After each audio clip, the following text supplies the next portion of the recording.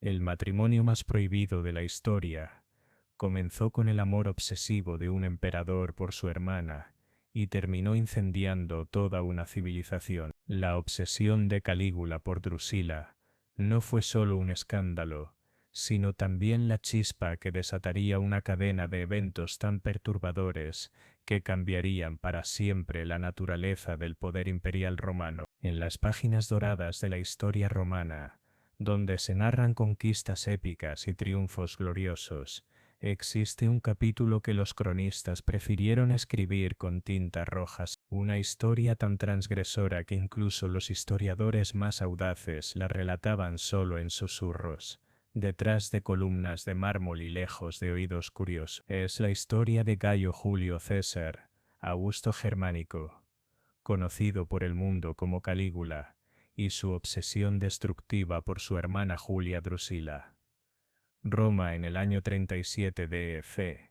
era el epicentro del mundo civilizado. Sus águilas habían conquistado desde las brumas heladas de Germania hasta las arenas ardientes del Sáhara. El poder imperial se extendía como una red dorada que abarcaba 3 continentes, y en el corazón de esta vastedad se alzaba el palacio imperial en el Monte Palatino, donde residían los dioses vivientes que gobernaban el destino de 100 millones de almas. Pero detrás de los mármoles relucientes y las columnas majestuosas, se gestaban pasiones que superarían en intensidad a los volcanes del Vesubio. En esos corredores perfumados con incienso y decorados con oro de las minas de Hispania, un joven príncipe llamado Calígula aprendía las primeras lecciones sobre el poder absoluto, que no tenía moral, no tenía límites, y desde luego, no tenía prohibiciones cuando se trataba del deseo. Calígula había nacido en el año 12 d.C.,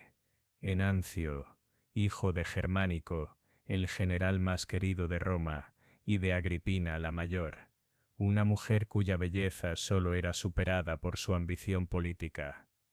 Desde la cuna, el pequeño Gayo respiró el aire enrarecido del poder imperial. Sus primeros juguetes no fueron soldaditos de madera, sino réplicas exactas de las insignias consulares. Sus primeras canciones de cuna fueron himnos militares cantados por veteranos curtidos en batalla. El destino lo marcó desde temprano con el sello de la tragedia y la grandeza entrelazada. Su padre Germánico, el héroe de las legiones del Rin, murió envenenado cuando Calígula tenía apenas 7 años. Su muerte no fue un accidente, fue el primer eslabón de una cadena de traiciones que marcarían la vida del futuro emperador para siempre. El veneno que mató a su padre se convertiría en su método favorito de resolver problemas, y la traición que lo destruyó se volvería su herramienta más afilada. Huérfano de padre pero heredero de su carisma, Calígula creció en un mundo donde la muerte era tan común como el pan de cada día. Vio a su madre ser exiliada por el emperador Tiberio y morir de hambre en una isla remota. Observó cómo sus hermanos, uno tras otro, caían víctimas de las intrigas palatinas. El propio Tiberio, su tío abuelo que se había convertido en emperador, lo sometió a humillaciones públicas que marcarían su alma para siempre. Pero si sus enemigos pensaron que estas tragedias quebrarían su espíritu, se equivocaron terriblemente. Cada golpe del destino no lo doblegó, lo endureció como el hierro forjado en las fraguas de los dioses. Cada muerte en su familia no lo entristeció, lo transformó en algo más peligroso que cualquier gladiador en la arena del Coliseo. Cada humillación no lo redujo, lo convirtió en una fuerza de la naturaleza sediento de venganza. Durante su juventud en la isla de Capri, donde Tiberio se había retirado para vivir sus fantasías más oscuras, Calígula aprendió lecciones que ningún joven romano debería conocer. Vio de primera mano cómo el poder absoluto podía corromper incluso a los hombres más virtuosos. Fue testigo de orgías que duraban días enteros, de torturas refinadas que se practicaban como arte, de asesinatos que se cometían por capricho. Pero había algo más en la educación de Calígula, algo que lo distinguía de otros príncipes romanos. La presencia constante de sus 3 hermanas, Drusila Agripina la menor y Julia Libila, habían crecido junto a él, compartiendo no solo los lujos del palacio imperial, sino también los horrores de una familia maldita por la ambición y la traición. Entre las tres hermanas, Drusila era especial. Nacida apenas un año después que Calígula, había sido su compañera constante desde la infancia. Mientras otros niños tenían amigos de juego, Calígula tenía a Drusila. Mientras otros jóvenes desarrollaban crushes infantiles con niñas de familias vecinas, Calígula solo tenía ojos para su hermana. Drusila era hermosa de una manera que trascendía los estándares de belleza romana. Su cabello era del color del oro bruñido, sus ojos brillaban con la intensidad de las esmeraldas, y su piel tenía la perfección del mármol de Carrara recién pulido. Pero su belleza física era solo la superficie de algo mucho más profundo. Poseía una inteligencia aguda como una hoja de gladios y un carisma que rivalizaba con el del propio Calígula. Los primeros indicios de la obsesión que cambiaría la historia romana aparecieron cuando Calígula tenía 15 años y Drusila 14. Durante una cena familiar en el palacio de Tiberio, los sirvientes notaron que el joven príncipe no apartaba los ojos de su hermano. No era la mirada protectora de un hermano mayor, era algo más intenso, más perturbador. Esa noche, después de que los invitados se retiraran, Calígula siguió a Drusila hasta sus aposentos privados. Lo que sucedió detrás de esas puertas de cedro incrustadas con marfil permanece como uno de los secretos mejor guardados de la historia romana. Los únicos testigos fueron las sombras que danzaban en las paredes iluminadas por antorchas, y las sombras no hablan, pero los efectos fueron evidentes en los días siguientes. Drusila, que había sido una joven vivaz y extrovertida, se volvió reservada y misteriosa.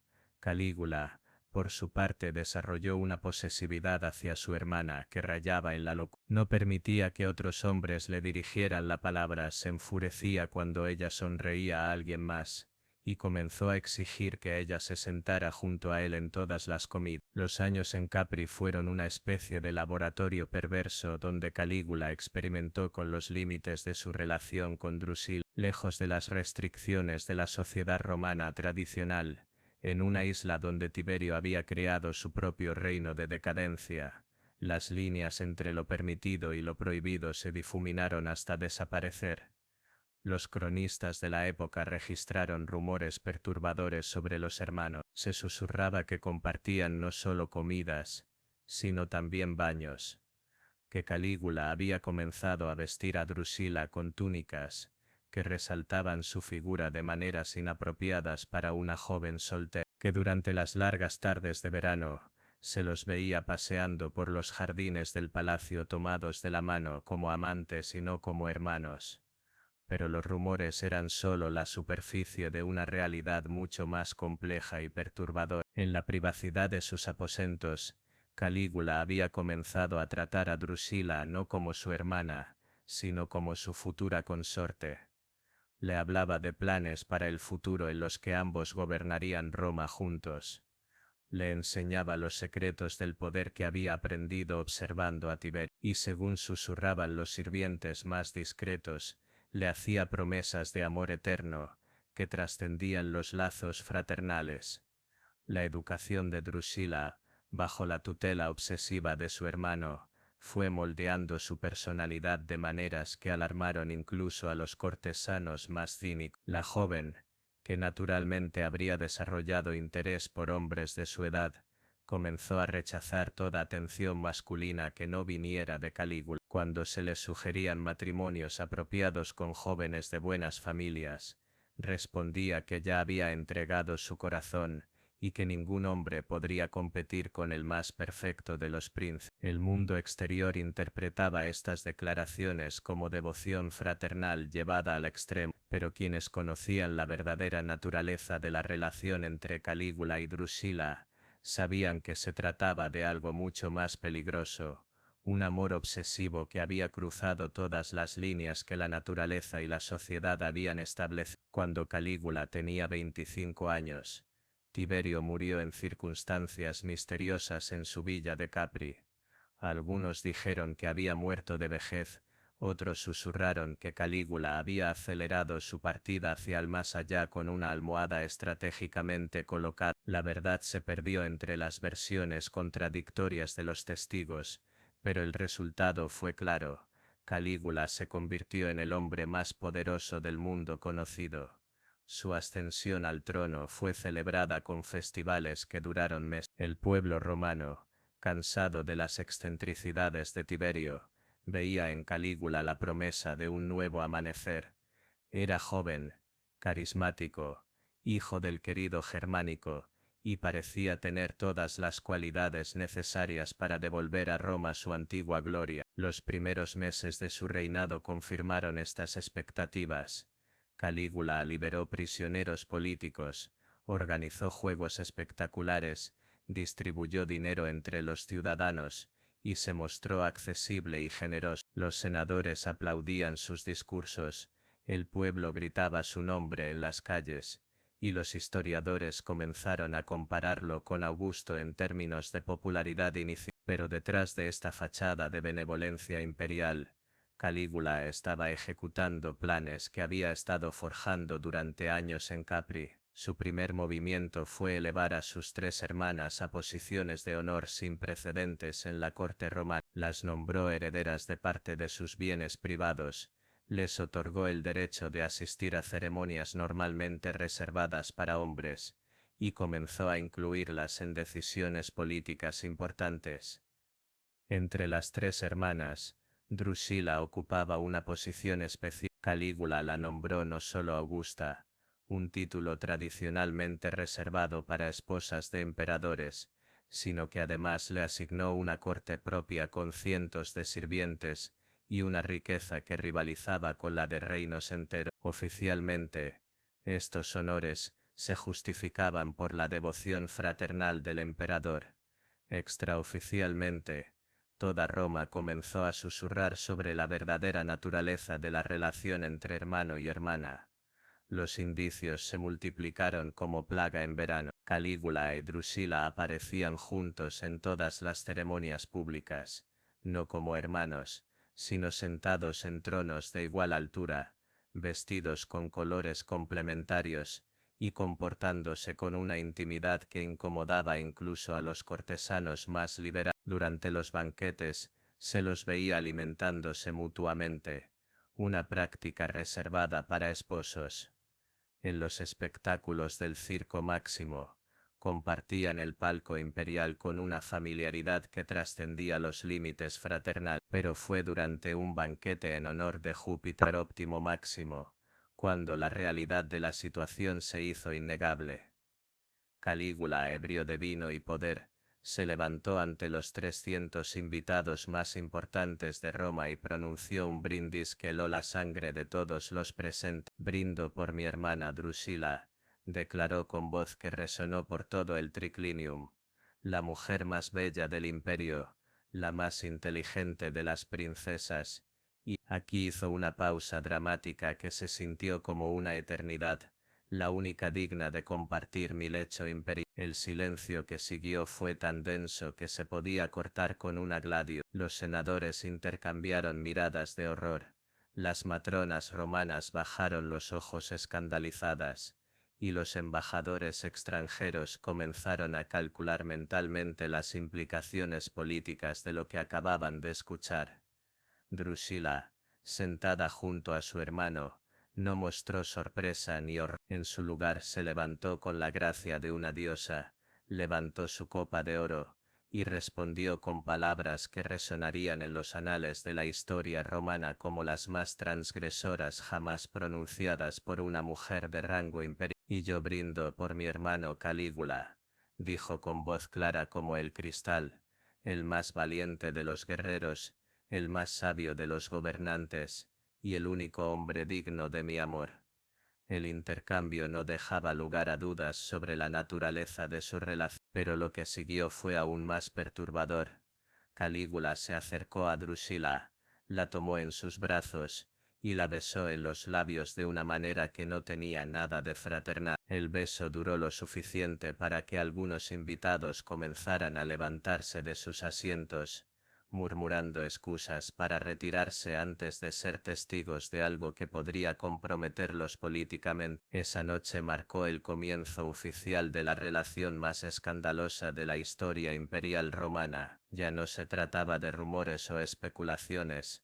Calígula había declarado públicamente sus intenciones hacia su hermana, y Drusila había respondido con igual transgresión. Los días siguientes fueron un torbellino de actividad política. Los senadores más conservadores exigieron audiencias privadas con el emperador para expresar sus preocupaciones sobre la interpretación errónea que el pueblo podría dar a sus acciones. Los sacerdotes de los principales templos enviaron delegaciones para recordar al emperador las leyes sagradas que prohibían el incesto incluso entre los dioses. Los filósofos estoicos escribieron tratados sobre las diferencias entre el amor fraternal apropiado y la pasión destructiva. Pero Calígula respondió a todas estas objeciones con una lógica que era a la vez brillante y completamente en una reunión con el Senado que se convirtió en legendaria por su audacia, el emperador presentó argumentos históricos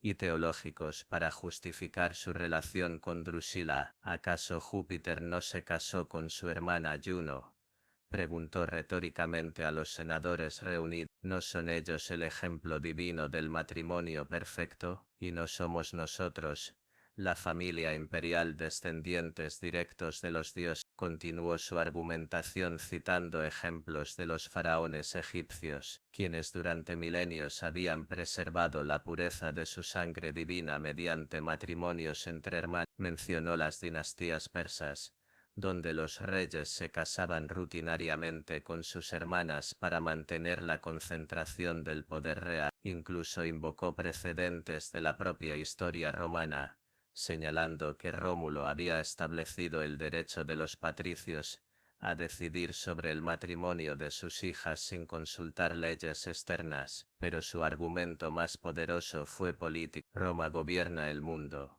declaró con una autoridad que hizo temblar las columnas del Senado, porque somos superiores a otros pueblos. Nuestras leyes no pueden ser las mismas que rigen a los bárbaros que conquistamos. Si queremos mantener nuestra superioridad, debemos actuar como los dioses que somos. El discurso fue una obra maestra de manipulación retórica. Combinó religión, historia, política y nacionalismo en un argumento que, aunque moralmente repugnante para muchos, era difícil de refutar en términos puramente lógicos. Los senadores se encontraron atrapados entre su horror personal y su incapacidad de contradecir al emperador sin arriesgar sus vidas. Fue el senador Marco Junio Silano quien se atrevió a plantear la objeción más directa, levantándose con la dignidad de sus 70 años y la autoridad de una carrera política impecable. Preguntó: César, ¿qué dirán nuestros aliados? ¿Cómo justificaremos ante los reinos cliente que el emperador de Roma ha roto las leyes más básicas de la naturaleza? La respuesta de Calígula fue instantánea y devastadora. Les diremos que los dioses romanos son superiores a sus dioses bárbaros, que nuestra sangre es tan divina que no puede mezclarse con linajes inferiores, y que aquellos que cuestionen la voluntad de Júpiter en la tierra serán tratados como enemigos de Roma. La amenaza implícita era clara: cualquier oposición a su relación con Drusila sería considerada traición al Estado. En una sola sesión, Calígula había transformado su transgresión personal en una cuestión de seguridad imperial. Los meses siguientes vieron una transformación gradual pero implacable de las normas sociales romanas. Lo que había comenzado como el capricho escandaloso de un emperador joven se convirtió en una nueva ortodoxia imperial respaldada por la fuerza militar y la intimidación. Calígula ordenó que se erigieran estatuas de él y Drusila en los principales templos de Roma, no como hermanos sino como una pareja divina comparable a Júpiter y Juno. Los sacerdotes fueron instruidos para incluir oraciones por la unión sagrada en las ceremonias religiosas. Los poetas de la corte Recibieron comisiones para escribir versos celebrando el amor entre los hermanos divinos, pero la transformación más radical ocurrió en la legislación. Calígula promulgó una serie de decretos que redefinían fundamentalmente el concepto de matrimonio para la familia imperial. El primero establecía que los miembros de la dinastía Julio-Claudia estaban exentos de las leyes matrimoniales que se aplicaban a otros ciudadanos romanos. El segundo creaba una nueva categoría legal llamada matrimonio divino, reservada exclusivamente para emperadores y sus hermanos. El tercer decreto fue el más audaz. Declaraba que cualquier hijo nacido de la unión entre Calígula y Drusila sería considerado automáticamente heredero al trono, con precedencia sobre cualquier otro. Esta disposición no solo legalizaba su relación, sino que la convertía en una necesidad dinástica. La reacción popular a estos cambios fue compleja y varió según la clase social. Los plebeyos, acostumbrados a aceptar las excentricidades de sus gobernantes, mientras estos les proporcionaran entretenimiento y distribuciones de grano gratuito, recibieron las noticias con una mezcla de curiosidad morbosa y resignación pragmática. Muchos incluso encontraron cierto romance en la idea de un amor tan poderoso que desafiaba las leyes de dioses y hombres. La aristocracia, sin embargo, estaba dividida. Los nobles más ambiciosos calcularon rápidamente que oponerse al emperador significaría el fin de sus carreras políticas y posiblemente de sus vidas. Comenzaron a competir entre ellos para mostrar mayor aceptación de la nueva realidad. Organizaron banquetes en honor de la pareja imperial, encargaron obras de arte que celebraban su unión, y educaron a sus hijos para que vieran la relación como un ejemplo de amor verdadero. Otros aristócratas, particularmente aquellos con fuertes convicciones religiosas tradicionales, desarrollaron una resistencia silenciosa pero persistente. No podían protestar abiertamente sin arriesgar represalias, pero tampoco podían aceptar genuinamente lo que consideraban una abominación contra el orden natural. Esta tensión no resuelta se convirtió en una fuente constante de inestabilidad política. La respuesta internacional fue aún más complicada. Los reinos cliente de Roma, que dependían del apoyo imperial para mantener su estabilidad, se encontraron en una situación imposible. Condenar las acciones del emperador podría resultar en invasión militar. Apoyarlas podría desestabilizar sus propias sociedades, donde el incesto era tabú. El rey Herodes Agripa I, uno de los aliados más cercanos de Roma en Oriente, encontró una solución diplomática ingeniosa. En una carta que se convirtió en modelo para otros gobernantes, escribió: los dioses han bendecido a Roma con un emperador cuyo amor por su familia trasciende los límites mortales. Nosotros, simples mortales, no podemos juzgar los caminos de la divinidad. Esta fórmula permitió a los aliados de Roma mantener su lealtad política sin comprometer completamente sus principios morales. Reconocían la naturaleza divina especial de la familia imperial, mientras mantenían sus propias leyes para sus... Pero no todas las respuestas fueron tan diplomáticas. El rey de Partia, Artabano III, vio en el escándalo romano una oportunidad para la propaganda. Comenzó a circular cartas entre los gobernadores de las provincias orientales del imperio, describiendo a Calígula como un bárbaro corrupto indigno de gobernar pueblos civiles. Estas provocaciones fueron uno de los factores que llevaron a las tensiones militares en la frontera oriental durante los años y, mientras la política internacional se complicaba, la relación personal entre Calígula y Drusila se intensificaba hasta alcanzar niveles que preocuparon incluso a sus partidarios más. El emperador había comenzado a mostrar signos de celos patológicos hacia cualquier hombre que interactuara con su hermana, incluso en contextos completamente cuando el senador Lucio Casio Longino se dirigió a Drusila, Durante una ceremonia pública para felicitarla por su nuevo título de Augusta, Calígula interpretó el gesto como una afrenta personal. Esa misma noche Longino fue arrestado bajo cargos fabricados de conspiración contra el emperador. Sus bienes fueron confiscados, su familia exiliada, y él mismo desapareció en las mazmorras del Palacio Imperial. El mensaje era claro.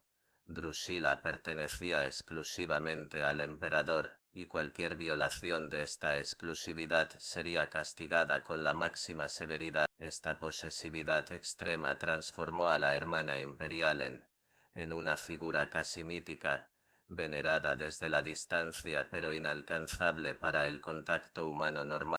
La situación se volvió aún más compleja cuando Drusila comenzó a mostrar signos de lo que los médicos modernos reconocerían como síndrome de Estocolmo. Después de meses de aislamiento social forzado y dependencia emocional total de su hermano, había comenzado a identificarse completamente con su papel como divina consorte. Ya no mostraba signos de incomodidad con la atención pública. En su lugar parecía disfrutar siendo el centro de adoración cuasi religiosa. Esta transformación psicológica fue evidente durante el Festival de las Vestalia del año. Tradicionalmente, esta era una celebración de la castidad y la pureza femenina, presidida por las vírgenes vestales. Calígula decidió subvertir completamente el simbolismo del festival, haciendo que Drusila fuera la figura central de la ceremonia, pero no como símbolo de pureza, sino como encarnación del amor divino. Drusila apareció vestida con una túnica dorada que rivalizaba en magnificencia con las vestimentas de Júpiter Óptimo Máximo. Su cabello estaba adornado con una corona de oro y esmeraldas que había sido diseñada específicamente para la ocasión. Más perturbadoramente, llevaba un collar que ostentaba un medallón con la imagen de ella y Calígula en un abrazo íntimo, dejando claro que su divinidad se basaba no en la castidad, sino en su relación incestuosa. Durante la ceremonia, Drusila pronunció un discurso que reveló hasta qué punto había internalizado la narrativa de su hermano sobre su relación. El amor verdadero, declaró ante miles de ciudadanos reunidos, no reconoce las limitaciones que los mortales imponen. Solo aquellos bendecidos por los dioses pueden experimentar una pasión tan pura que trasciende las leyes humanas. Sus palabras fueron recibidas con una mezcla de admiración forzada y horror silencioso, pero lo más perturbador fue la convicción genuina con la que las pronunció. No parecía una víctima recitando líneas ensayadas, sino una verdadera creyente en la mitología que su hermano había construido alrededor de su relación. El discurso de Drusila marcó un punto de inflexión en la percepción pública de la pareja imperial. Ya no se trataba simplemente de un emperador caprichoso que se aprovechaba de su hermana. Ahora parecía ser una alianza genuina entre dos personas que habían llegado a creer verdaderamente en su propia divinidad. Esta evolución psicológica hizo que la situación fuera aún más peligrosa políticamente. Un emperador loco podía ser contenido o eventualmente removido, pero dos fanáticos convencidos de su propia superioridad divina, respaldados por el poder militar más grande del mundo, representaban una amenaza existencial para el orden establecido. Fueron testigos de una escalada constante en las excentricidades de la pareja imperial. Calígula comenzó a insistir en que Drusila fuera incluida en todas las reuniones del Consejo Imperial, no como observadora sino como participante activa en las decisiones políticas. Esto rompió una tradición de siglos que excluía a las mujeres de la gobernanza directa. Más controvertido aún fue su decisión de otorgar a Drusila poderes ejecutivos independientes. Podía emitir decretos en su propio nombre, controlar sectores del presupuesto imperial, y dar órdenes directas a los gobernadores provinciales. En efecto, Roma tenía ahora dos emperadores, uno masculino y uno femenino, unidos no solo por el poder sino por una relación que desafiaba todas las normas sociales. Esta consolidación del poder femenino creó tensiones inesperadas dentro del establishment político. Algunos senadores, particularmente aquellos que habían estado excluidos del círculo íntimo de Calígula, vieron en Drusila una posible aliada. Calcularon que si podían ganar su favor, podrían acceder indirectamente al emperador a través de esta estrategia resultó ser peligrosamente errónea. Drusila había desarrollado su propia red de lealtades y antipatías, que no siempre coincidían con las de su hermano. Cuando el senador Marco Emilio Escauro intentó acercarse a ella con obsequios costosos y adulación, Drusila interpretó sus avances como una forma de desafío a la autoridad de Calígula. Su reacción fue swift y devastadora. Denunció a Escauro ante el emperador como un conspirador que busca dividir la autoridad divina. Escauro fue ejecutado al amanecer siguiente, y su muerte envió un mensaje claro a todos los que consideraban manipular la situación. Drusila no era una víctima pasiva que pudiera ser utilizada, sino un socio activo y completamente leal en la nueva forma de gobierno imperial. El verdadero testimonio de hasta qué punto había evolucionado la relación llegó durante el otoño del 38 de cuando Calígula anunció sus planes para formalizar oficialmente su matrimonio con Drusila. No se trataría de una ceremonia secreta o simbólica, sino de un evento público que establecería un precedente legal para futuras generaciones de la familia imperial. Los preparativos para esta boda imposible comenzaron inmediatamente, y con una escala que superó incluso las bodas imperiales más extravagantes del pasado. Calígula encargó la construcción de un nuevo templo dedicado específicamente a Júpiter y Juno emperador, con estatuas colosales de él y Drusila como la pareja divina. Los mejores artesanos del imperio fueron convocados para crear vestimentas nupciales que reflejaran la naturaleza divina de la unión. El vestido de Drusila fue tejido con hilos de oro puro y decorado con perlas traídas desde el océano. Su velo fue bordado con escenas de los matrimonios de los dioses olímpicos, con especial énfasis en la unión de Júpiter y Juno. Calígula encargó una corona especial para la ocasión, forjada con oro de las minas de Hispania y decorada con gemas de todos los rincones del imperio. Pero la característica más notable de esta corona era una inscripción en griego y latín que decía: para la esposa que es hermana, la hermana que es diosa, la diosa que es amor. Las invitaciones para la ceremonia se enviaron no solo a toda la élite romana, sino también a representantes de cada provincia del imperio. El mensaje implícito era claro: este matrimonio no era solo un asunto personal, sino un evento de Estado que requería reconocimiento universal. La respuesta a estas invitaciones reveló las profundas fisuras que la relación había creado en la sociedad romana. Algunos invitados aceptaron inmediatamente, calculando que la existencia era esencial para su supervivencia política. Otros encontraron excusas elaboradas para declinar, desde enfermedades súbitas hasta emergencias familiares urgentes en provincias remotas. Pero el grupo más interesante fue el de aquellos que aceptaron la invitación mientras comenzaban secretamente a planificar resistencia. Estos conspiradores potenciales reconocían que la ceremonia representaba un punto sin retorno. Si Calígula lograba formalizar su matrimonio con Drusila, habría establecido un precedente que podría destruir permanentemente las bases morales del Estado romano. Uno de estos conspiradores secretos era Casio Querea, un oficial pretoriano cuyo disgusto por las excentricidades del emperador había estado creciendo durante meses. Querea comenzó a establecer contactos discretos con otros oficiales militares que compartían sus preocupaciones sobre la dirección que estaba tomando el imperio. Pero sus planes fueron interrumpidos por un evento que nadie había anticipado. Drusila enfermó súbitamente con una fiebre misteriosa que los médicos imperiales no pudieron diagnosticar ni curar. La enfermedad comenzó como un simple resfriado durante los primeros días de junio Drusila desarrolló tos y dolor de garganta, síntomas tan comunes que inicialmente nadie se preocupó. Pero en lugar de mejorar, su condición empeoró rápidamente. La fiebre se intensificó, desarrolló dificultades respiratorias y comenzó a sufrir episodios de delirio. Los mejores médicos del imperio fueron convocados al Palacio Imperial. Galeno, el más respetado de todos, Examinó a Drusila durante horas consultando textos médicos antiguos y probando tratamientos que habían funcionado en casos similares, pero nada parecía tener efecto. Calígula reaccionó a la enfermedad de su hermana con una desesperación que confirmó a todos los observadores la profundidad genuina de sus sentimientos hacia ella. Canceló todas las audiencias públicas, se negó a comer hasta que ella mejorara, y pasó días enteros junto a su cama,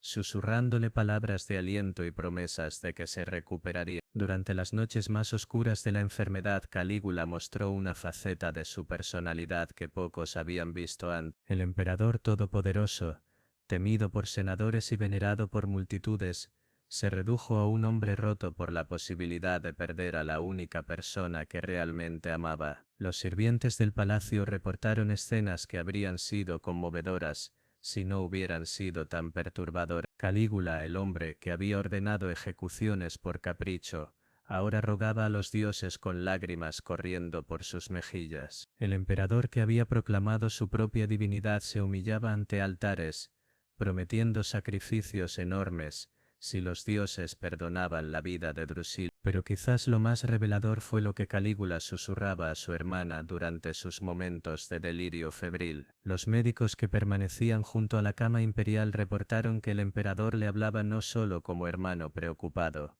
sino como amante desesperado. «No puedes dejarme», le decía mientras sostenía su mano ardiente. «Somos uno solo. Si tú mueres, yo muero contigo. Si tú vives, viviremos para siempre». Estas no eran las palabras de un hermano cariñoso, eran las confesiones de un hombre cuya identidad completa estaba entrelazada con la existencia de otra persona. La enfermedad de Drusila había revelado que la obsesión de Calígula no era solo sexual o política, sino existencial. Sin ella él literalmente no sabía quién era. Durante los momentos más críticos de la fiebre, cuando Drusila deliraba y no reconocía a nadie, Calígula tomó decisiones que mostraron hasta qué punto estaba dispuesto a llegar para salvar. Ordenó que se trajeran a Roma los sanadores más famosos del mundo conocido, curanderos egipcios que practicaban medicina con métodos heredados de los faraones, magos persas que conocían los secretos de las hierbas orientales, y druidas celtas cuyo conocimiento de pociones había sido legendario incluso entre los enemigos de Roma. Estos sanadores exóticos trabajaron junto a los médicos romanos, tradicionales, creando una atmósfera en el palacio que parecía más un templo místico que un hospital imperial. El aire se llenó de inciensos extraños, cánticos en idiomas que pocos romanos habían escuchado jamás, y rituales que habrían sido considerados bárbaros en circunstancias normales. Pero Calígula no se detuvo en la medicina. Comenzó a hacer promesas cada vez más extravagantes a los dioses, sacrificando no solo animales, sino ofreciendo partes de su propia fortuna personal, y hasta territorios del imperio. En un momento de desesperación particular prometió públicamente que construiría templos en honor de Júpiter en cada ciudad del imperio, si Drusila se recuperaba. Estas promesas eran más que gestos dramáticos, tenían consecuencias políticas reales. Los senadores calcularon rápidamente el costo de los proyectos que el emperador estaba prometiendo, y se dieron cuenta de que su implementación podría quebrar el tesoro imperial, pero nadie se atrevió a mencionar estas preocupaciones prácticas. Mientras Drusila luchaba por su... La crisis médica también reveló aspectos inesperados de la personalidad de Drusila. Durante sus momentos lúcidos, cuando la fiebre bajaba temporalmente, no mostraba miedo a la muerte. En su lugar expresaba preocupación por el efecto que su posible fallecimiento tendría en Calígula. «Promete que seguirás siendo emperador», le dijo durante una de estas conversaciones, grabada por el secretario personal de Calígula. «Promete que no dejarás que mi muerte destruya lo que hemos construido juntos». Sus palabras revelaron que ella también había invertido completamente en la narrativa de su relación como algo trascendental e históricamente significativo. No se veía a sí misma simplemente como una víctima de la obsesión de su hermano, sino como una co-creadora de una nueva forma de poder imperial. Después de casi 3 semanas de agonía durante las cuales toda Roma contuvo la respiración, la fiebre de Drusila finalmente comenzó a ceder. Los médicos que habían estado preparándose para lo peor, comenzaron a reportar signos de mejora. Su respiración se estabilizó, la temperatura corporal bajó gradualmente, y comenzó a reconocer a las personas a su alrededor. La recuperación de Drusila fue celebrada en Roma con una intensidad que normalmente se reservaba para victorias militares importantes. Calígula ordenó 3 días de festivales públicos, durante los cuales se distribuyó comida gratuita a todos los ciudadanos. Se organizaron juegos especiales en el Circo Máximo, y se mandó acuñar monedas conmemorativas que mostraban a Drusila como la diosa de la salud recuperada. Pero el evento más significativo fue el discurso que Calígula pronunció en el Senado para marcar la recuperación de su hermana. En lugar de simplemente agradecer a los dioses y médicos,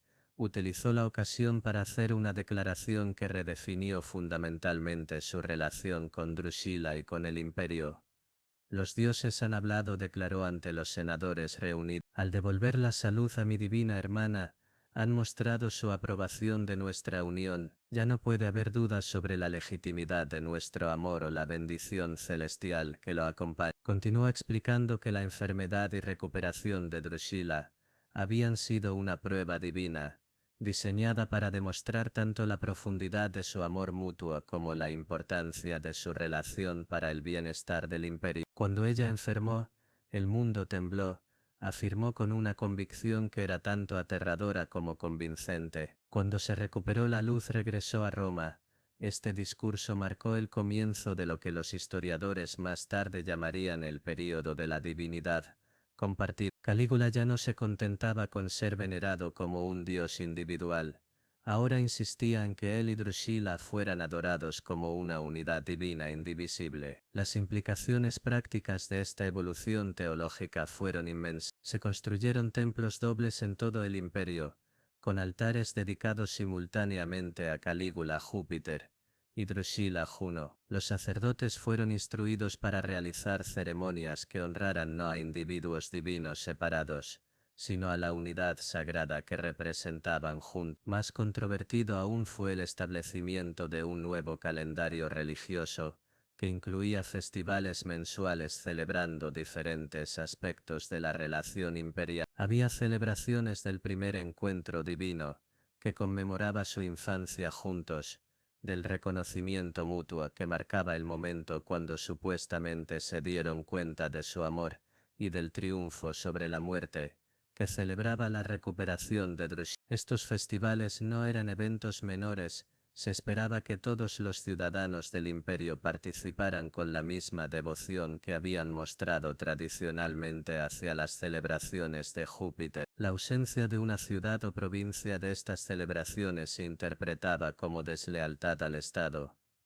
El impacto económico de esta nueva religión imperial fue devastador. La construcción de templos dobles requirió recursos masivos que fueron desviados de otros proyectos públicos. La acuñación de monedas especiales con imágenes de la pareja divina costó fortunas en metales preciosos. Los festivales mensuales requerían sacrificios de animales, en cantidades que comenzaron a afectar los precios de la carne en todo el imperio. Pero quizás el costo más significativo fue político. Al transformar su relación con Drusila en una religión de Estado, Calígula había hecho imposible que alguien criticara su comportamiento sin cometer automáticamente un acto de traición religiosa. La disidencia política se había convertido en herejía.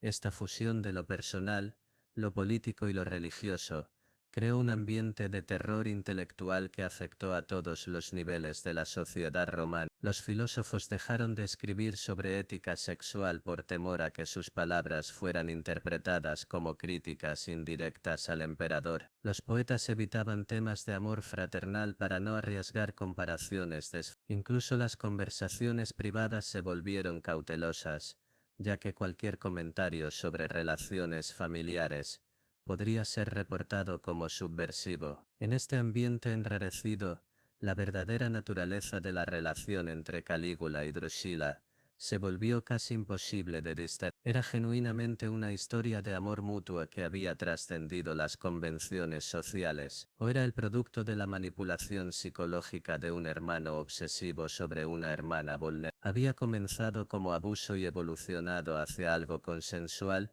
o seguía siendo fundamentalmente coercitivo. Los documentos históricos que han sobrevivido ofrecen pistas contradictorias. Las cartas personales de Drusila, pocas de las cuales han llegado hasta nosotros, sugieren genuino afecto hacia Calígula, pero también revelan un aislamiento social que podría haber distorsionado su percepción de relaciones. Sus declaraciones públicas expresan convicción en la divinidad de su unión, pero fueron pronunciadas en contextos donde la disidencia habría sido imposible. Tanto Calígula como Drusila habían llegado a un punto donde sus identidades personales estaban completamente fusionadas con los roles públicos que habían asumido. Ya no era posible separar sus sentimientos genuinos de las expectativas de su posición como dioses.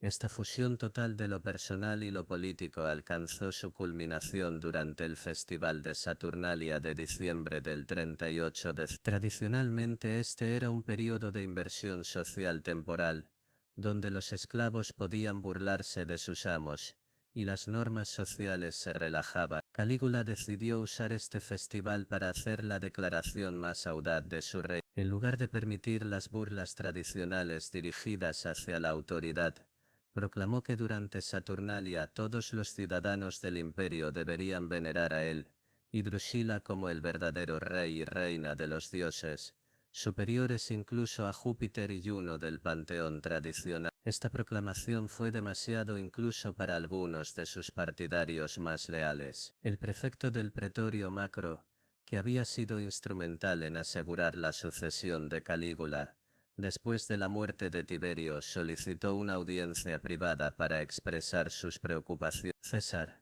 le dijo con la franqueza que solo la larga amistad puede permitir, temo que estés presionando a los dioses tradicionales, más allá de lo que pueden tolerar. Roma ha prosperado durante siglos bajo la protección de Júpiter. Es sabio declarar superioridad sobre él. La respuesta de Calígula reveló hasta qué punto había perdido contacto con la realidad política. Macro respondió con una sonrisa que no llegaba a sus ojos.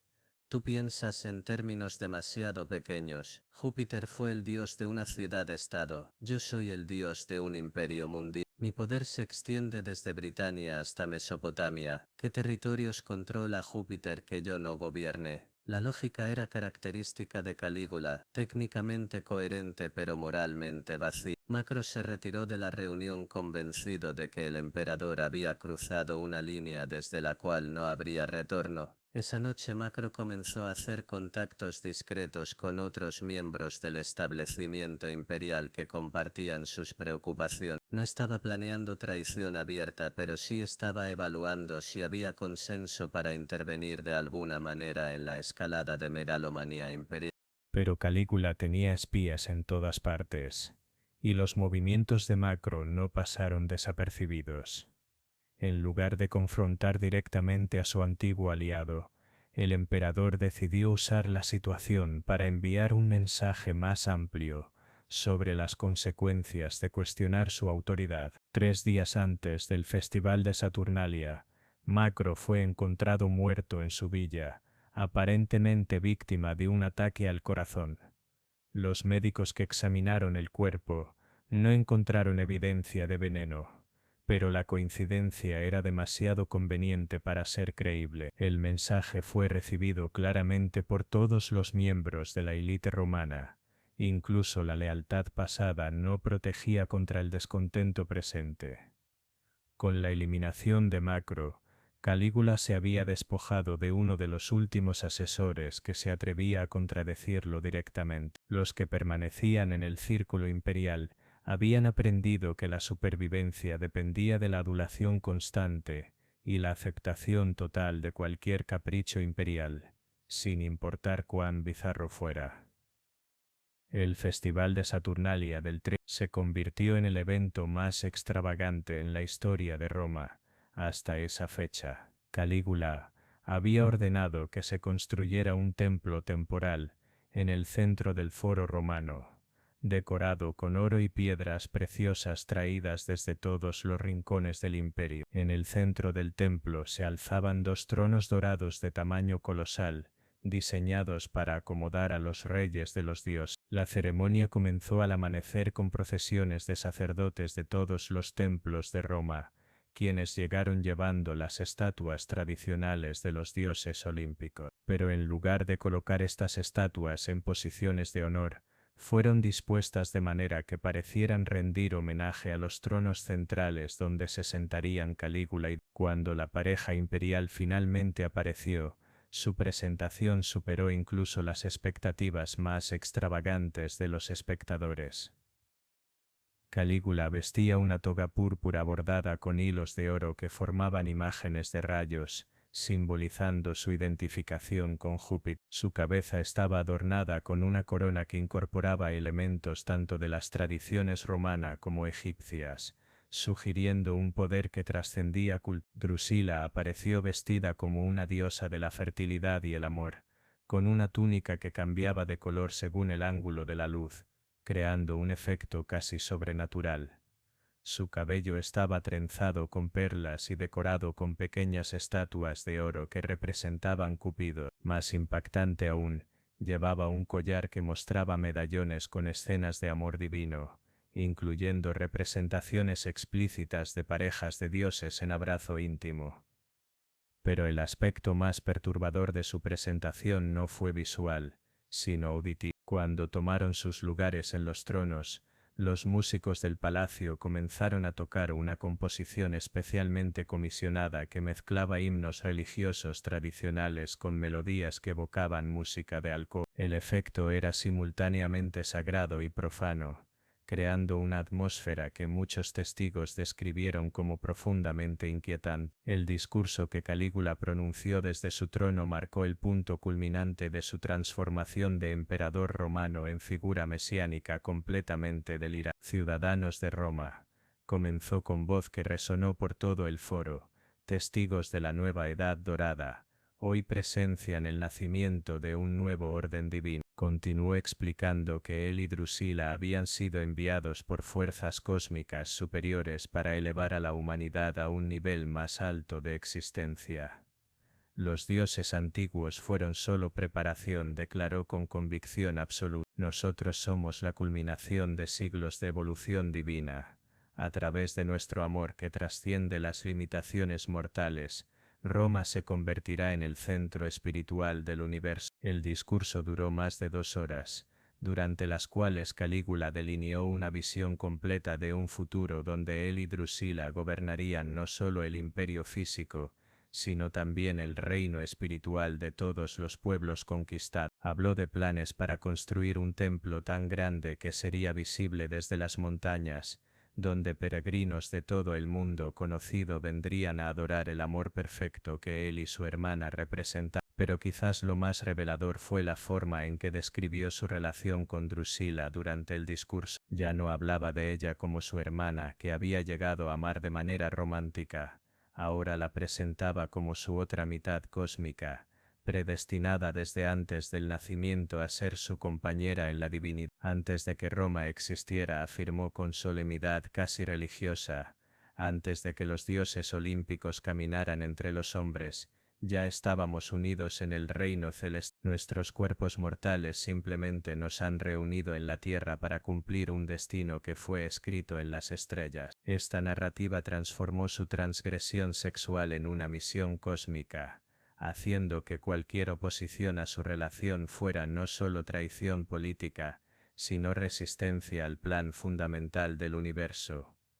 Drusila, por su parte, pronunció un discurso más breve pero igualmente revelador. En lugar de simplemente aceptar pasivamente el rol que su hermano le había asignado, articuló su propia versión de la teología imperial que habían desarrollado juntos. El amor verdadero, declaró con una convicción que impresionó incluso a los observadores más cínicos, es la fuerza más poderosa del cosmos. Cuando dos almas se encuentran en perfecta armonía pueden trascender cualquier ley humana o divina. Mi hermano y yo no hemos elegido este camino por capricho, sino porque el destino mismo nos ha obligado a mostrar a la humanidad una nueva forma de existencia. Sus palabras sugerían que había desarrollado una ideología personal sofisticada que justificaba su situación, lo que complicaba cualquier interpretación simple de ella como víctima pasiva. La ceremonia concluyó con un ritual que escandalizó incluso a los estándares relajados de la Roma imperial. Calígula y Drusila intercambiaron votos matrimoniales frente a la multitud reunida,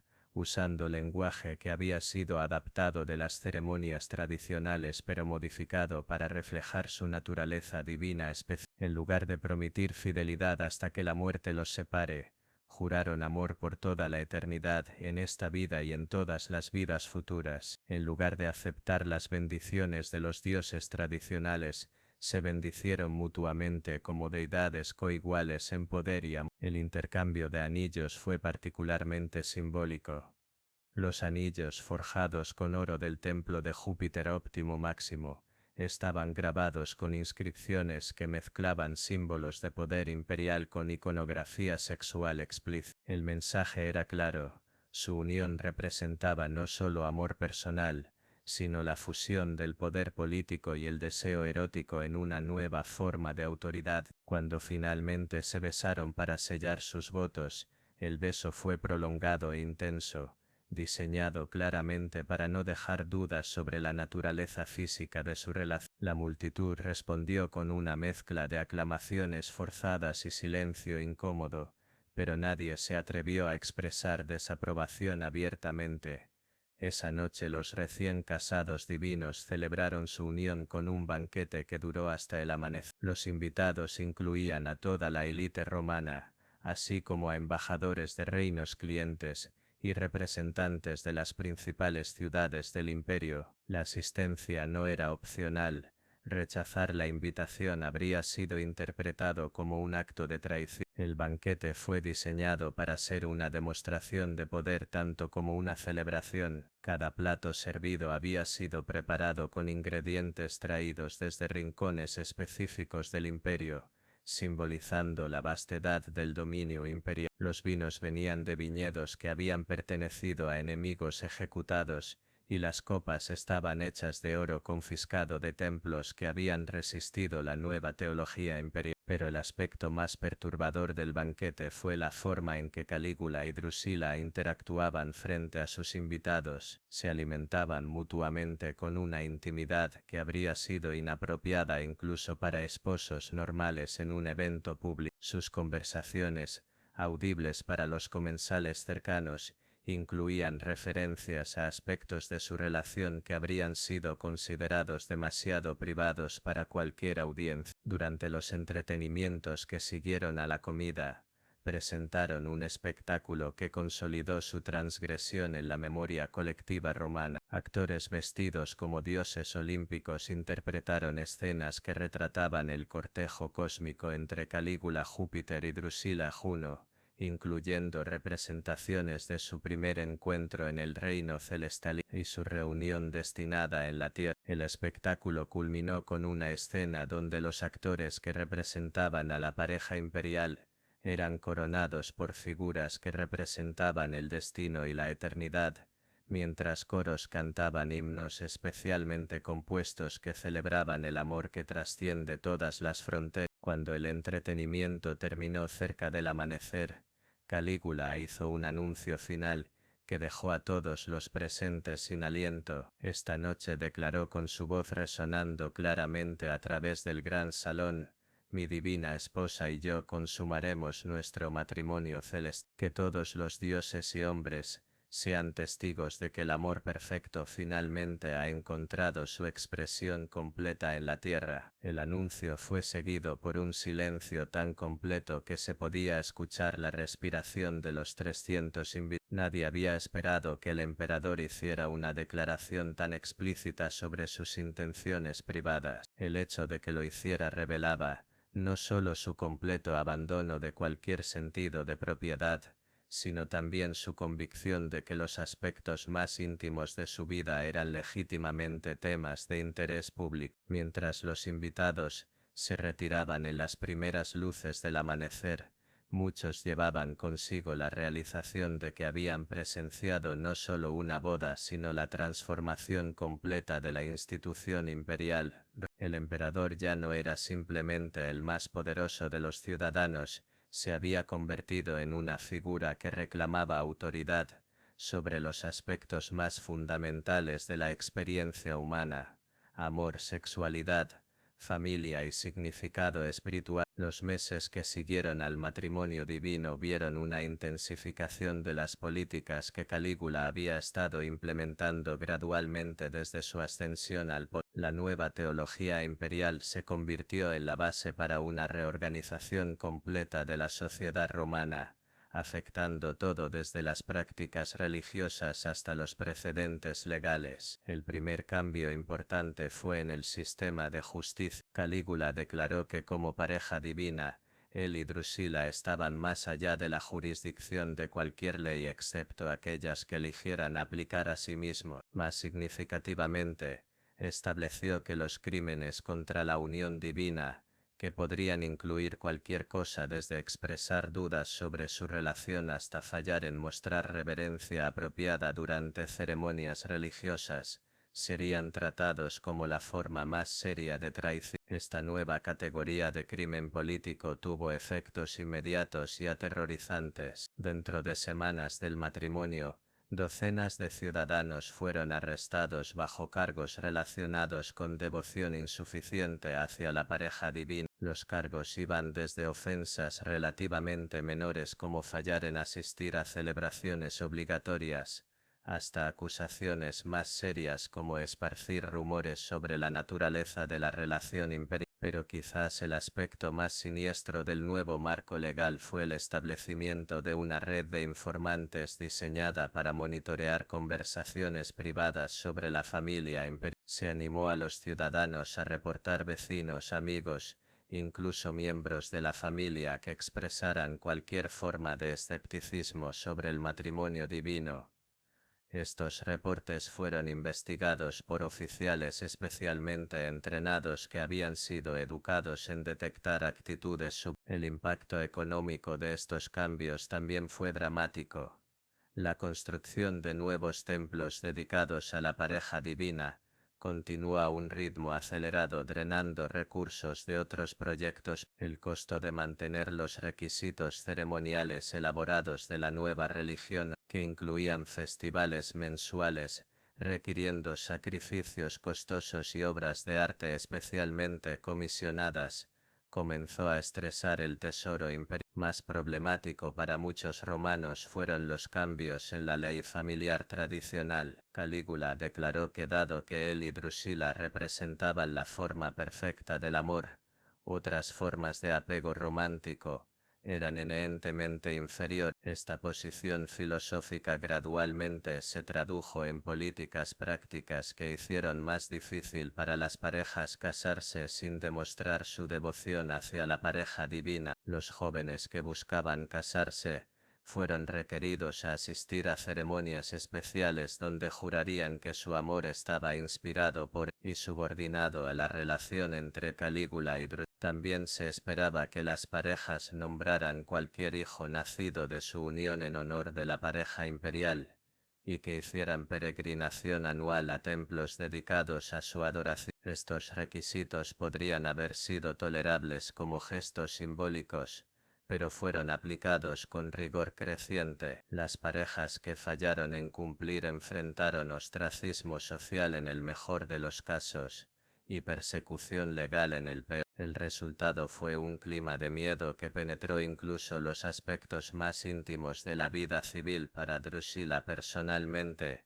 Los meses siguiendo su matrimonio fueron marcados por una transformación que impresionó incluso a aquellos que habían estado más cerca de ella desde la infancia. La joven mujer, que había sido conocida por su vivacidad y curiosidad intelectual, se volvió cada vez más regia y distante, hablando principalmente en términos de sus responsabilidades divinas y su papel cósmico. Esta transformación fue más evidente durante sus apariciones públicas, mientras que anteriormente había mostrado emoción espontánea durante ceremoniales. Ahora mantenía una compostura perfectamente controlada que parecía casi guionizada. Sus conversaciones se volvieron formales y repetitivas, llenas de referencias a la voluntad divina, y el amor eterno pero carentes de calidez personal o personalidad individual. Algunos observadores interpretaron este cambio como evidencia de que había sido completamente adoctrinada por la influencia de su hermano. Otros sugirieron que representaba su propio mecanismo de defensa psicológica, permitiéndole lidiar con una situación que había espiral más allá de su control. Pero una tercera posibilidad, quizás más problemática, fue que hubiera internalizado genuinamente el papel que había sido creado para ella, y ahora se viera a sí misma como fundamentalmente diferente de los seres humanos ordinarios. Esta interpretación final ganó credibilidad durante un incidente que ocurrió en la primavera del año 39 DC. Una joven mujer de una familia respetable había sido traída al palacio para servir como asistente personal de Drusilla. Durante su primera semana de servicio, hizo un comentario inocente sobre extrañar a su propia familia, expresando esperanza de que podría visitarlos pronto. La respuesta de Drusilla fue rápida y escalofriante. No puedes extrañar lo que nunca tuviste verdaderamente, le dijo a la joven mujer con autoridad fría. Antes de venir aquí, eras meramente mortal. Ahora sirves a la divinidad directamente. Tu vida anterior fue solo preparación para este propósito superior. Lamentar la muestra falta de comprensión de tu buena fortuna. El comentario reveló no solo la identificación completa de Drusilla con su papel divino, sino también su aparente incapacidad para empatizar con apegos humanos normales. Parecía haber perdido contacto con las experiencias emocionales que una vez la habían conectado con gente ordinaria, pero quizás más perturbadores fueron los reportes de sirvientes que la atendían durante momentos privados. Describían a una persona que parecía estar constantemente actuando, incluso cuando estaba sola. Practicaría discursos para audiencias imaginarias, ensayaría gestos ceremoniales y pasaría horas perfeccionando expresiones que transmitían serenidad divina. Era como si se hubiera convertido en una actriz de método, que había perdido la habilidad para distinguir entre personaje y ser. Las líneas entre actuación y realidad se habían difuminado hasta el punto donde toda su identidad estaba estructurada alrededor de su papel como consorte divino. Mientras tanto, Calígula estaba experimentando su propia forma de transformación psicológica. La necesidad constante de mantener la ficción de su estatus divino, combinada con la presión de justificar políticas que incluso él a veces sabía que eran extremas, creó un estado de tensión mental que comenzó a afectar sus capacidades de toma de decisión. Su paranoia, siempre presente, pero previamente enfocada, se volvió difusa e impredecible. Comenzó a ver amenazas, no solo en la oposición política, sino en actividades mundanas que no tenían conexión con sus políticas. Un comerciante, que fallaba en saludarlo con suficiente entusiasmo durante una procesión, podía ser arrestado por devoción insuficiente. Un senador que estornudara durante una ceremonia religiosa podía ser acusado de mostrar desprecio hacia la presencia divina. Más alarmante fue su creciente incapacidad para distinguir entre fantasía y realidad en su propia mente. Durante reuniones con asesores, a veces haría referencia a conversaciones que nunca habían ocurrido, o describiría eventos que existían solo en su imaginación. Cuando subordinados gentilmente intentaban corregir estas declaraciones incorrectas, volaría en furia, acusándolos de conspirar para socavar su autoridad. La combinación del estado mental deteriorante de Calígula y la eficiencia fría de Drusilla creó una dinámica que era tanto inestable como peligrosa. Se estaban tomando decisiones para afectar a millones de personas basadas en las delusiones de un gobernante das por alguien que había perdido contacto con la empatía humana, normal. Esta situación peligrosa fue agravada por el hecho de que el aparato militar y administrativo del imperio continuaba funcionando con eficiencia impresionante, a pesar del caos en su centro. El sistema romano estaba tan bien desarrollado que podía operar efectivamente, incluso bajo liderazgo que se estaba volviendo cada vez más desapegado de la realidad práctica. Pero mientras la maquinaria del gobierno continuaba funcionando, comenzaron a aparecer grietas en el tejido social del imperio. En provincias distantes de Roma, comenzaron a surgir reportes de creciente inquietud y resistencia a las nuevas políticas imperiales. Algunas comunidades simplemente ignoraron mandatos relacionados con la adoración divina, esperando que la distancia las protegiera de la atención oficial. Otras tomaron medidas más activas. En Germania Superior, un grupo de veteranos de las viejas legiones de Germánico estableció una sociedad secreta dedicada a preservar los valores romanos tradicionales. En Egipto, sacerdotes de templos antiguos comenzaron a incorporar burla sutil de la pareja divina en sus ceremoniales tradicionales, creyendo que sus palabras serían ininteligibles para los administradores romanos. Más significativamente, en la propia ciudad de Roma, una red subterránea de resistencia comenzó a formarse entre personas de todas las clases sociales. Esta red no consistía principalmente de oposicionistas políticos o conspiradores militares.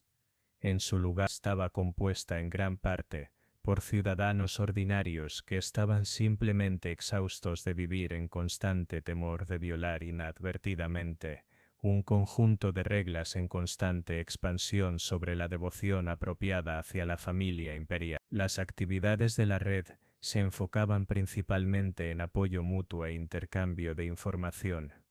Los miembros se advertían unos a otros sobre cuáles oficiales eran más celosos en hacer cumplir los requisitos de devoción. Ayudaban a familias a reubicarse cuando se convertían en objetivos de sospecha y mantenían espacios de reunión ocultos donde la gente podía hablar libremente sin temor de ser reportada por actitudes. Pero gradualmente, algunos miembros de la red comenzaron a discutir formas más activas de resistencia.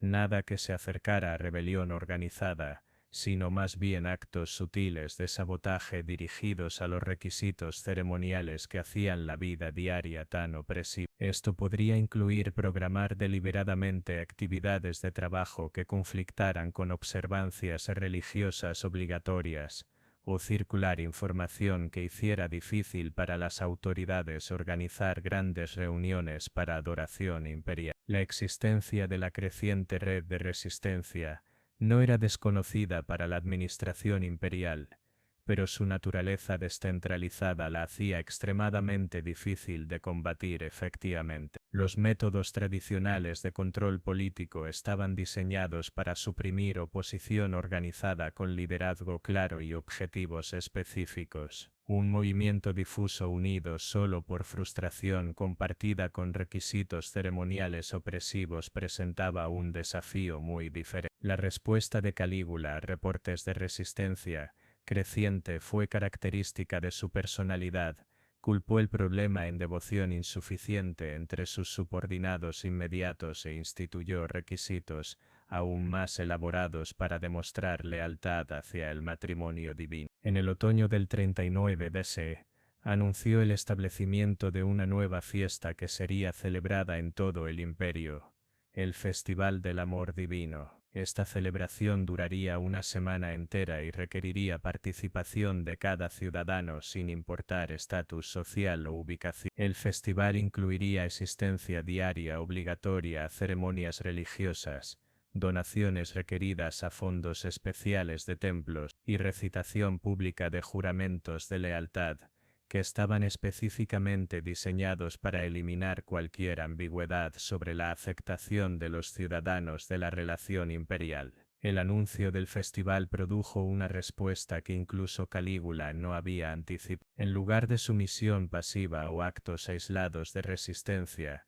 Comunidades por todo el imperio comenzaron a organizar negativas coordinadas para participar. Por primera vez desde su ascensión al poder, Calígula enfrentó no solo disidencia individual, sino resistencia colectiva en una escala que amenazaba la estabilidad de su reino. El ejemplo más dramático ocurrió en la ciudad portuaria de Alejandría, donde la gran población judía ya había estado en tensión con las autoridades imperiales sobre requisitos religiosos que conflictuaban con sus creencias monoteístas. Cuando llegaron las noticias del Festival del Amor Divino, junto con requisitos explícitos de que todos los ciudadanos participaran en ceremonias honrando el matrimonio sagrado entre Calígula y Drusila, la comunidad judía declaró que preferirían enfrentar la ejecución antes que violar sus principios religiosos más fundamentales. Esta declaración no fue hecha en secreto o como un acto de rebelión encubierta. En su lugar, los líderes de la comunidad judía solicitaron una audiencia oficial con el gobernador romano de Egipto y explicaron formalmente que la participación en el festival constituiría idolatría del tipo más serio. Ofrecieron pagar impuestos adicionales, proporcionar servicio militar extra, o hacer cualquier otro sacrificio que no requiriera adorar a seres humanos como dioses. El gobernador, Aulo Abilio Flaco, se encontró en una posición imposible. Entendía que forzar a la población judía a participar probablemente resultaría en disturbios civiles serios que podrían extenderse a otras comunidades. Pero también sabía que reportar su negativa a Roma sería interpretado como evidencia de su propio fracaso para mantener el orden apropiado. Después de semanas intentando negociar un compromiso, Flaco tomó una decisión que tendría consecuencias profundas para el imperio. Envió un reporte detallado a Calígula explicando la situación en Alejandría y solicitando permiso para eximir a la comunidad judía de ciertos requisitos del festival, mientras le requería demostrar lealtad a través de medios alternativos. La respuesta de Calígula fue rápida e inflexible. Ordenó la remoción inmediata de Flaco de su posición y su reemplazo con Petronio, un oficial militar conocido por su eficiencia despiadada en suprimir disturbios civiles. Más ominosamente, incluyó instrucciones detalladas sobre cómo Petronio debería manejar comunidades que se niegan a reconocer la autoridad divina. Las instrucciones pedían una respuesta graduada que escalaría hasta que se lograra completa sumisión. Primero, los líderes comunitarios serían arrestados y mantenidos como rehenes hasta que la población aceptara participar. Si esto fallaba en producir resultados, ciudadanos al azar serían seleccionados para ejecución pública hasta que el resto se sometiera. Si incluso esta medida extrema probara insuficiente, comunidades enteras serían declaradas enemigas del Estado y sujetas a destrucción total. Estas instrucciones representaron un punto de inflexión en la evolución del reinado de Calígula. Ya no se trataba simplemente de un emperador excéntrico que demandaba adulación. Ahora era un dictador dispuesto a cometer genocidio para mantener sus fantasías personales. Cuando las noticias de estas órdenes se filtraron a través de los canales diplomáticos que conectaban las diversas provincias del imperio, el efecto fue catalítico. Comunidades que previamente habían considerado resistencia pasiva comenzaron a contemplar medidas más dramáticas. El miedo a la represalia violenta en lugar de inducir sumisión generó una desesperación que hizo que las opciones extremas parecieran más atractivas. En la propia Roma la situación se había vuelto igualmente tensa. Los senadores durante meses habían tragado su orgullo y participado en las ceremonias cada vez más elaboradas celebrando la divinidad de Calígula y Drusila. Comenzaron a realizar reuniones privadas donde discutían la posibilidad de que la situación hubiera progresado más allá del punto donde la diplomacia o la paciencia podrían lograr una resolución. El catalizador para estas discusiones fue un incidente que ocurrió durante una sesión del Senado a finales de noviembre. Calígula había aparecido vestido con lo que describió como su armadura divina, Una elaborada vestimenta dorada decorada con símbolos que mezclaban iconografía militar romana con imágenes sexualmente explícitas, que representaban su relación con Drusila. Durante su discurso a los senadores reunidos, Calígula anunció que había decidido expandir el concepto de matrimonio divino, para incluir otros miembros de su familia inmediata. Específicamente declaró que sus otras dos hermanas, Agripina la menor y Julia Livila, también serían elevadas al estatus de consortes divinas, y que él establecería relaciones matrimoniales con ellas similares a la que mantenía con Drusila. El silencio que siguió a este anuncio fue diferente al silencio incómodo que había saludado a declaraciones imperiales previas. Era el silencio de hombres que habían llegado al límite absoluto de lo que podían aceptar incluso bajo amenaza de muerte. Finalmente, fue el senador Casio Querea quien se atrevió a hablar. Con una voz que temblaba por el esfuerzo de mantener la compostura, preguntó: «César, ¿sería apropiado que el Senado discutiera las implicaciones logísticas de tan significativos cambios en la estructura familiar imperial?» La pregunta fue formulada con el máximo cuidado diplomático, pero su intención subyacente era clara. Querea estaba tratando de determinar si Calígula estaba hablando metafóricamente o si realmente planeaba implementar estas políticas. La respuesta del emperador eliminó cualquier ambigüedad. «No hay nada que discutir», declaró con una sonrisa que no llegaba a sus ojos. «Los dioses no consultan con mortales sobre asuntos divinos. Sin embargo, aprecio tu preocupación por los detalles prácticos. Comenzaremos con una ceremonia para Agripina la próxima semana. Julia Livila seguirá el mes próximo». Esa noche, por primera vez desde la ascensión de Calígula al poder, un grupo de senadores se reunió secretamente para discutir no cómo acomodarse a las políticas imperiales, sino cómo detenerlas completamente. La reunión tuvo lugar en la villa privada de Marco Junio Bruto, descendiente del famoso asesino de Julio César, y incluyó a algunos de los hombres más respetados de Roma: Casio Querea, Cornelio Sabino, Minucio Terma y otros 12 senadores que representaban tanto las familias patricias tradicionales como la nueva aristocracia que había surgido durante el Principado. La discusión inicial fue cautelosa y cargada de eufemismos. Los participantes hablaron sobre la preocupación por la estabilidad del Estado y la necesidad de considerar el bienestar del imperio, pero gradualmente, mientras la noche avanzaba y el vino fluyó, las palabras se volvieron más directas. «No podemos permanecer pasivos mientras Roma se convierte en el laboratorio personal de un loco», declaró finalmente Casio Querea. «Nuestros juramentos de lealtad fueron hechos al emperador de Roma, no al autoproclamado dios de sus propias fantasías incestuosas». Estas palabras cruzaron una línea que no podía ser descruzada. Una vez que la palabra loco fue pronunciada en voz alta, otros encontraron el coraje para expresar sentimientos que habían estado suprimiendo durante meses. «Mis antepasados lucharon para establecer la república», añadió Marco Junio Bruto con voz temblando de emoción contenida. «Lucharon contra reyes que creían que las leyes no se aplicaban a ellos. Hemos llegado tan lejos solo para entregar Roma a alguien que es peor que cualquier tirano que hayamos conocido». Minucio Termal, un hombre práctico conocido por su cautela política,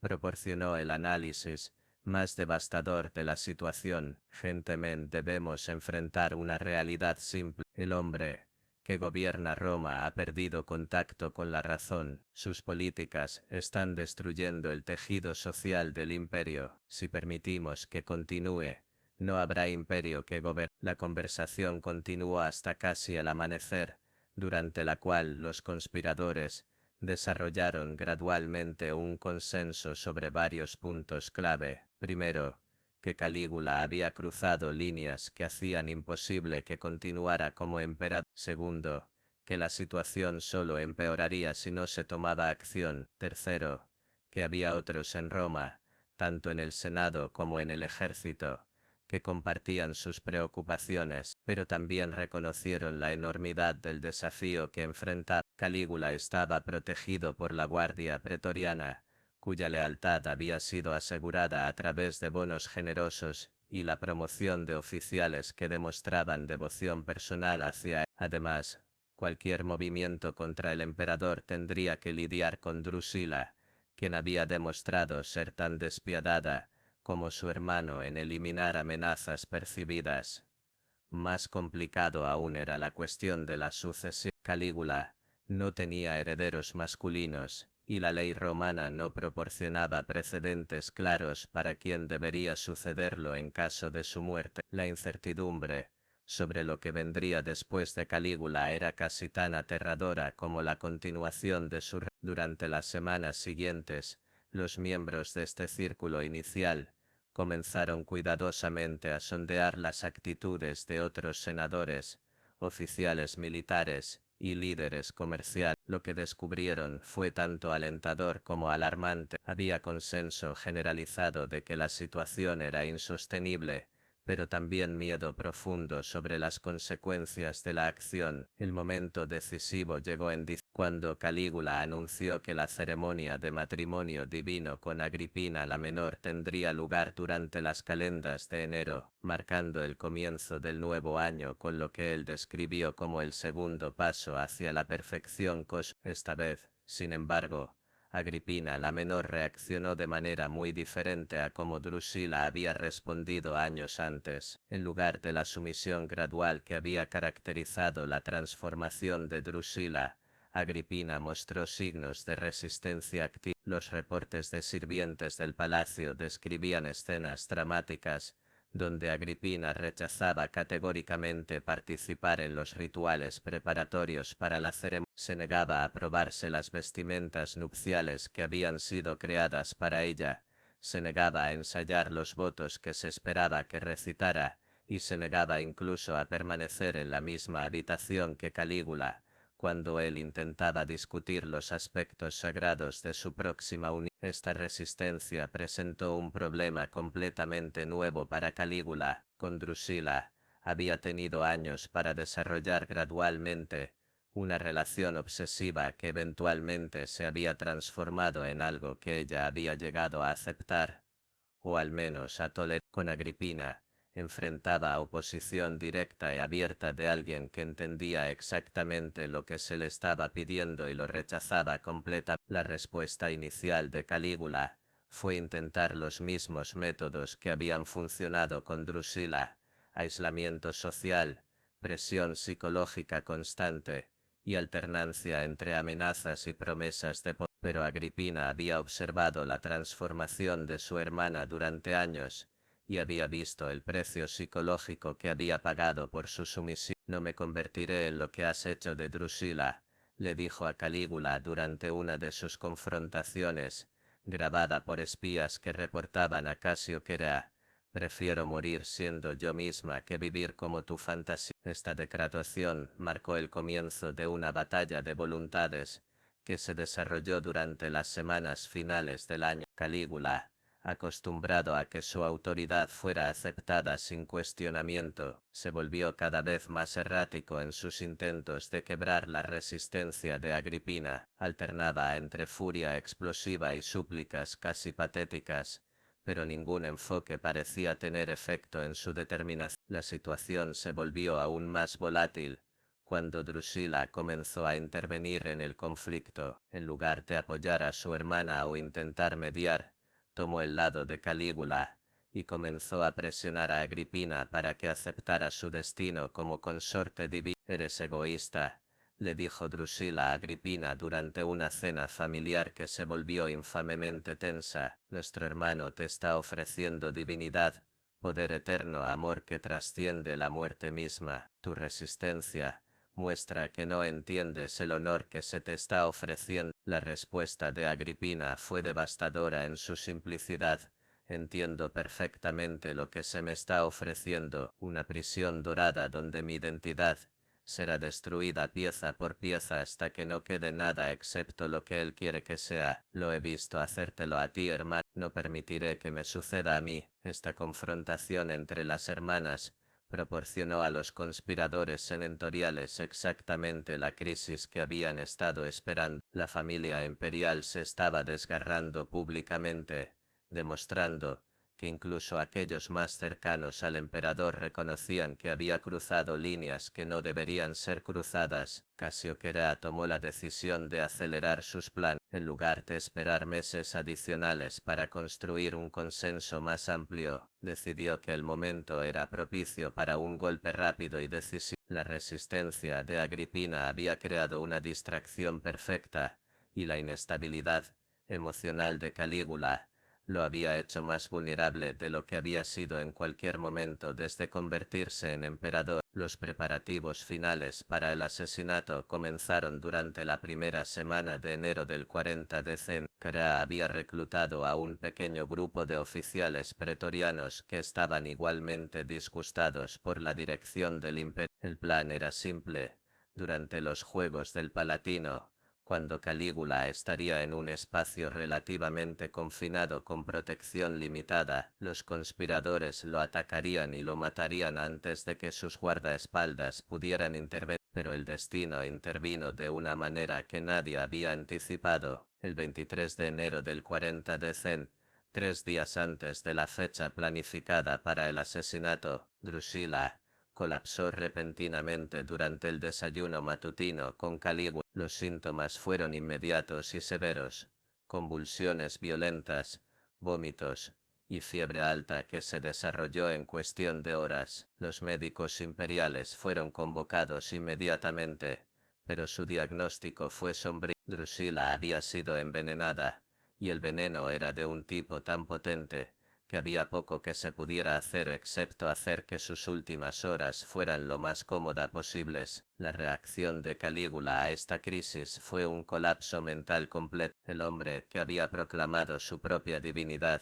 se desplomó junto a la cama de su hermana moribunda, sollozando incontrolablemente y suplicando a todos los dioses del panteón romano que tomaran su vida en lugar de la de ella. Es todo, repetía una y otra vez, según testigos presenciales. Sin ella, no soy nada. Los dioses no pueden ser tan crueles como para separar lo que hicieron para estar unido. Durante las últimas horas de Drusila, Calígula se negó a dejar su lado incluso por un momento. Sostuvo su mano mientras su respiración se volvía cada vez más laboriosa. Susurró promesas de que encontrarían la manera de estar juntos en el más allá, y finalmente, cuando ella exhaló su último aliento, emitió un grito de angües que se escuchó a través de todo el palacio imperial. La muerte de Drusila el 24 de enero del 40 DC marcó el final efectivo del reinado funcional de Calígula. Aunque técnicamente siguió siendo emperador por casi 2 meses más, el hombre que había gobernado Roma se había fragmentado psicológicamente, hasta el punto donde ya no era capaz de tomar decisiones coherentes. Sus acciones en los días inmediatamente siguiendo la muerte de Drusila confirmaron a incluso sus partidarios más leales que había perdido completamente el contacto con la realidad. Ordenó que el cuerpo de su hermana fuera preservado mediante técnicas de embalsamamiento egipcias para que pudiera continuar consultándola sobre asuntos de estado. Declaró que Drusila había ascendido para convertirse en diosa oficial del panteón romano, y ordenó la construcción inmediata de templos en su honor en cada ciudad del imperio. Más perturbadoramente, comenzó a hablar con el cadáver embalsamado como si estuviera vivo, llevando a cabo conversaciones completas donde interpretaba ambos lados del diálogo. Los senadores y administradores que venían para audiencias oficiales fueron forzados a escuchar mientras Calígula discutía políticas con el cuerpo silencioso de su hermana. Luego anunciaba decisiones que supuestamente había tomado basándose en sus... Esta exhibición final de locura proporcionó a Cassiopeia la justificación que había estado buscando. Ya no se trataba de derrocar a un emperador moralmente objetable, ahora se trataba de remover a un lunático peligroso que estaba destruyendo activamente las instituciones del Estado romano. El 24 de enero del 41 exactamente un año después de la muerte de Drusila, Casio Querea y sus co-conspiradores ejecutaron durante los Juegos del Palatino, mientras Calígula caminaba a través de un pasaje subterráneo hacia su palco privado.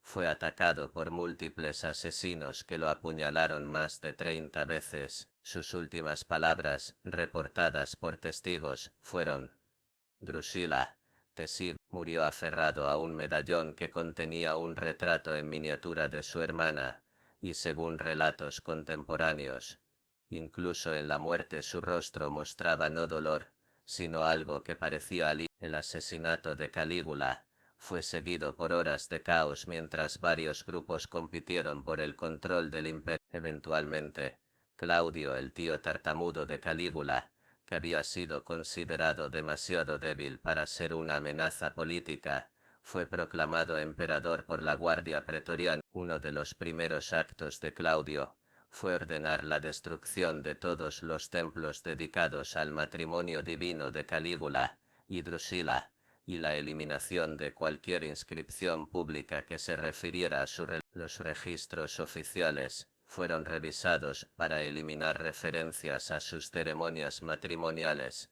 y los cronistas imperiales recibieron instrucciones de referirse al periodo simplemente como los años de la locura. Pero a pesar de estos esfuerzos por borrar la memoria de la transgresión imperial más escandalosa de la historia romana, la historia persistió en susurros y textos. Los escritores posteriores como Suetonio y Tácito preservaron fragmentos de la historia, aunque de manera cuidadosa y a menudo eufemística.